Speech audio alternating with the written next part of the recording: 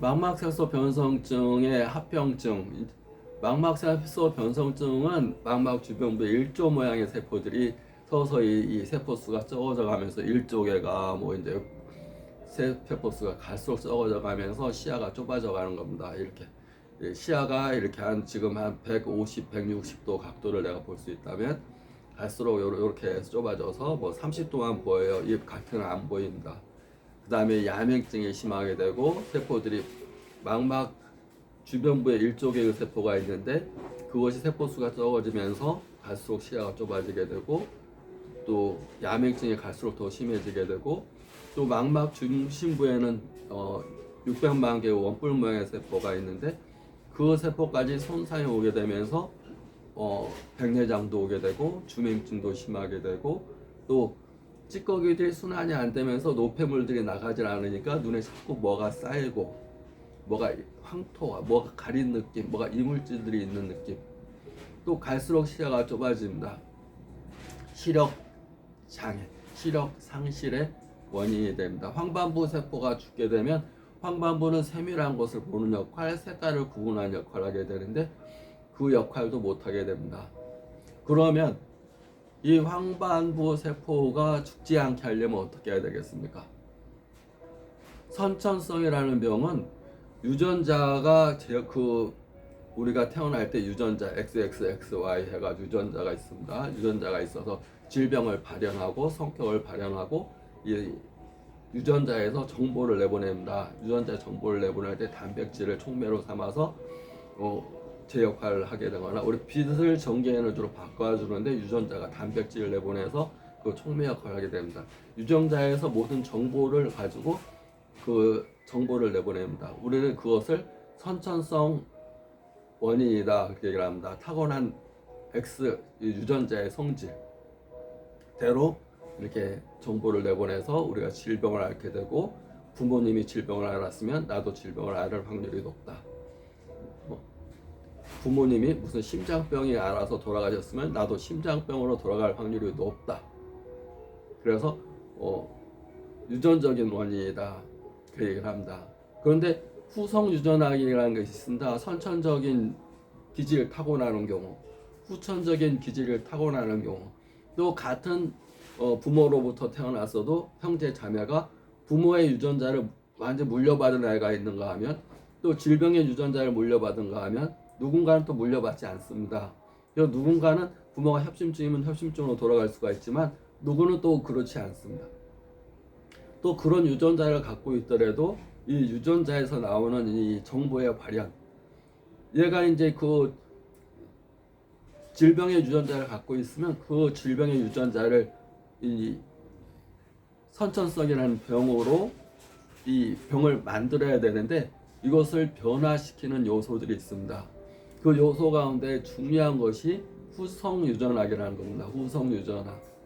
선천성 유전학이 아니라 후성 유전학. 그러니까 내가 살아가고 있는 환경, 그러니까 쌍둥이라도 똑같은 동시간에 몇 시 몇 분 몇 초에 똑같이 태어난 일란성 쌍둥이, 하나의 란에서 태어난 똑같은 쌍둥이, 똑같은 부모한테 물려받은 일란성 쌍둥이라도 똑같이 생겼습니다. 행동도 똑같습니다. 그러나 유전자가 틀립니다. 살아가는 성격도 다르고 직업도 다르고 생긴 건 똑같더라도 그 사람이 갖고 있는 질병도 틀립니다. 성격이 다르면 질병도 다를 확률이 많습니다.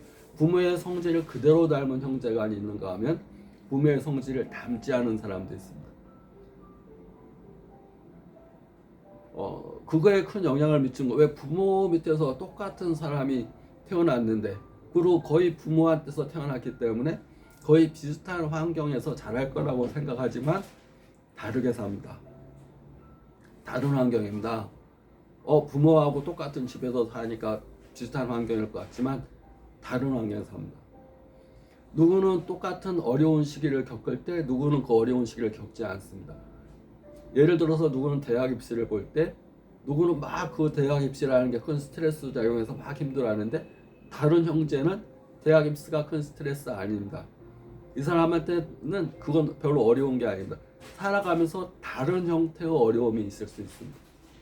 그러니까 어려움이 틀립니다. 그러니까 동시대에 느끼는 경험이 틀립니다. 동시대 같은 형제라고 해서 비슷한 걸 겪었을 거야, 그게 아닙니다.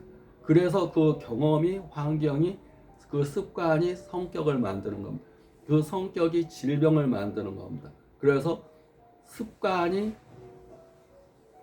질병을 만든다는 개념이 후성유전학입니다. 후성유전. 내가 타고났어도 내가 어떤 식으로 생각하느냐. 그래서 유전자가 지금 질병을 발현하고 싶은데도 성격과 환경이 다르게 살면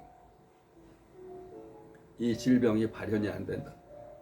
또 질병의 유전자를 갖고 있지 않아도 환경을, 그런 환경에 스트레스가 심한 환경, 또 자기 자신을 관리를 못하는 환경에서 살다 보면 질병이 발현될 수가 있다. 그걸 후성유전학이라고 얘기를 합니다. 그럼 망막색소 변성증도 원인을 몰라서 우리가 아토피라는 병, 선천성이라는 병, 알레르기라는 병, 사실상 이런 것은 원인을 잘 모를 때 붙이는 병명입니다. 원인 잘 모르겠어요. 뭐 선천성. 처음에는 염증으로 봤던데 염증으로 봤지만 이것이 아닌 것 같아. 원인을 모르겠어. 그러면 선천성. 그런데 누구는 10대에 발현하고 누구는 40대 이후에 뭐 저기 망막색소 변성증이라고 그런다. 이제 뭐 야맹증이 이제 더 심해질 것 같고 병이 더 진행될 것 같아서 치료받으러 왔습니다. 이렇게 얘기합니다. 그럼 선천성이라면 왜 40대 이후에 이 사람은 왜 이 병이 된다고 하겠습니까? 그러니까 병의 원인, 우리 몸의 60조의 세포, 그 가운데 망막색소에 있는 1조개의 세포들이 왜 산소 공급이 안 되고 왜 영양분이 공급이 안 돼서 세포가 죽어가는가? 그 세포가 죽지 않기 위해서 혈액이 얼마나 건강하게 눈에 잘 가야 되는가? 그래서 피를 맑게 하는 음식을 먹어야 되고, 항상 피가 맑아야지 내 몸이 건강하다는 거, 피를 맑게 하다는 거, 피를 맑게 하기 위해서 어떻게 해야 되는지 이어서 설명하겠습니다. 구독, 좋아요 감사합니다.